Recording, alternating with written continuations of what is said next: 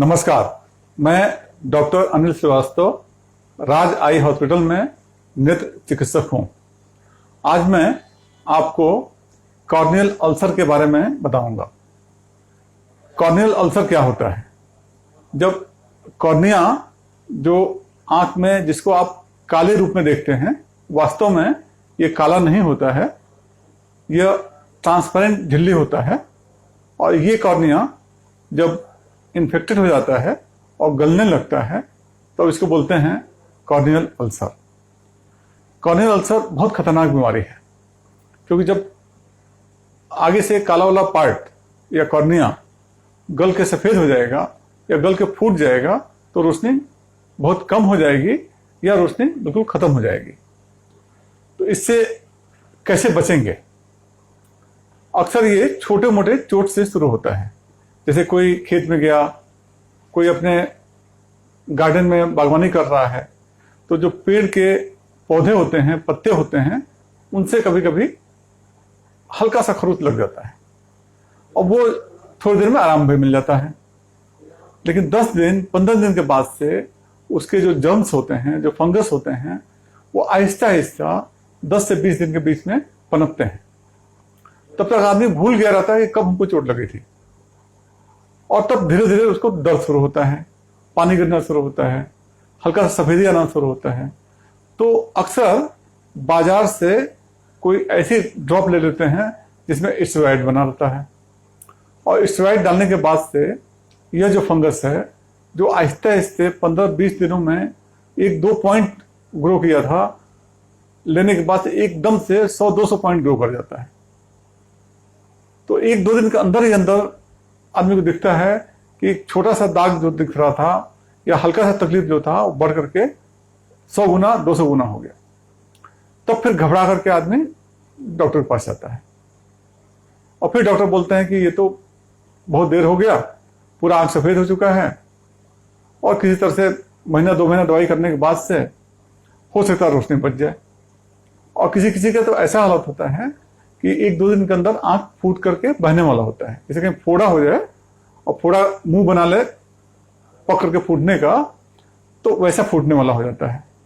तो वैसा जब फूट जाए तो पस तो निकलेगा ही, साथ में आंख के दूसरे जो पार्ट्स हैं वो भी बाहर निकल जाएंगे और आंख खाली हो जाएगा, फिर बैठ जाएगा, रोशनी भी गई और देखने में बहुत भद्दा भी हो गया। फिर क्या करना चाहिए? सबसे पहले तो प्रिवेंशन, रोकथाम क्या हो। चोट से बचना है। झाड़ी झंखाड़ कहीं भी जाए तो यदि सुरक्षा के लिए चश्मा है तो बहुत बड़ा सुरक्षा है। वो नहीं है, कुछ लग जाए तो सादे पानी से धोना है, मलना बिल्कुल नहीं है। आंख में कुछ कड़ पे पड़ जाए तब भी रगड़ना नहीं है। मलने से वो पूरा लाइन बना देता है, छील देता है, और फिर वो सोर्स हो जाता है वहां पर जर्म्स को पनपने के लिए।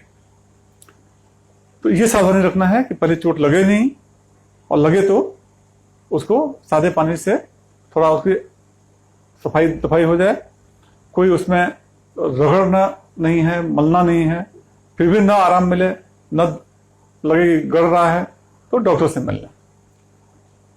अड़ोस पड़ोस के लोगों से कोशिश ना करें निकलवाने के लिए। तो डॉक्टर से मिल लेंगे तो आसानी से इसको निकाल देंगे।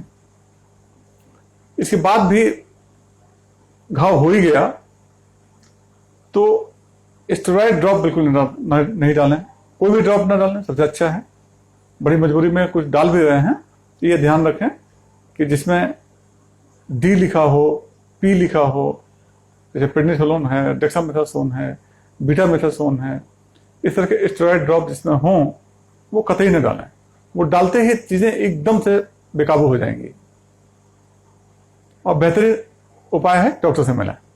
तो डॉक्टर देखेंगे क्या कंडीशन है, और उसमें अक्सर वो एक सैंपल उसमें से निकालते हैं। तो सैंपल निकालने से 2 फायदा होता है। एक तो ऊपर जो इन्फेक्शन का पपड़ी बना रहता है वो पपड़ी हट जाता है, दवाएं ठीक से काम करने लगती हैं। कई लोगों को लगता है कि घाव वाला आंख है, ऐसे पता नहीं क्या खरोच के निकाल दिए और घाव हो गया। यह निकालना जो है बहुत फायदेमंद होता है।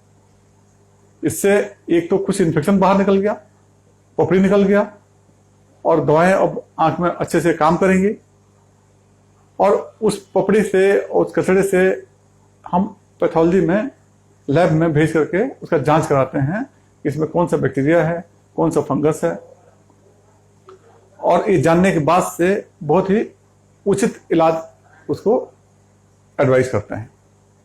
तो इस तरह से इलाज जब होता है तो ज्यादातर मरीजों में घाव कंट्रोल होने लगता है और ठीक हो जाता है। कुछ लोगों में नहीं कंट्रोल होता है और लगता है कि घाव बढ़ता जाएगा और अचानक से अपने से फूट के बह जाएगा। तो अपने से फूट के बहना बहुत खतरनाक है, उसमें पूरी आंखें खत्म हो जाएगी। तो उसको रोकने का क्या उपाय है? उसको रोकने का उपाय ये है कि उस घाव वाले पुतली को जो सफेद हो गया है वो पूरा काट कर फेंक देते हैं। तो उसे घाव भी गया, उसके अंदर जितने जर्म थे वो भी निकल गए, और मरे हुए आदमी की आंख से नया पुतली लेकर के उसको सिल देते हैं और फिर उसको थोड़ा बहुत दिखने लगता है।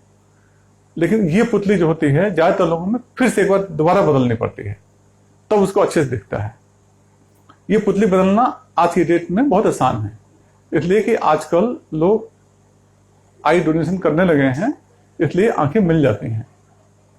तो मरने के बाद से यदि कोई भी परिवार आई डोनेट करता है तो उससे इस तरह के लोगों का बड़ा भला हो जाता है। फिर कुछ मरीज ऐसे होते हैं जो उनका दवाई से तो ठीक हो गया लेकिन सफेद दाग पड़ गया, उनको भी केरेटोप्लास्टी से या कॉर्नियल ट्रांसप्लांटेशन से उनका भी भला होता है। तो जो लोग ब्लाइंड या ब्लाइंड होने के कगार पर थे उनकी आंखें कैसे बचती हैं? आई डोनेशन की आंखों से बचते हैं। ये सुविधा गोरखपुर में भी है और तमाम शहरों में भी है, तो इसका लाभ उठा सकते हैं। और सबसे बढ़िया है कि आंखों को मले नहीं, रगड़े नहीं, छुए नहीं, ताकि इन्फेक्शन से बच सकें। अक्सर रुमाल से, आंचल से, हाथ से छूने की आदत होती है और उससे बहुत सारे इन्फेक्शन आ जाते हैं। जब भी आंख को छूना हो हाथ साबुन से धो लें, साफ कर लें, फिर आंख को छुएं, फिर धोएं, पोंछें, ताकि आपके हाथों से कोई इन्फेक्शन आंखों को न पहुंचे।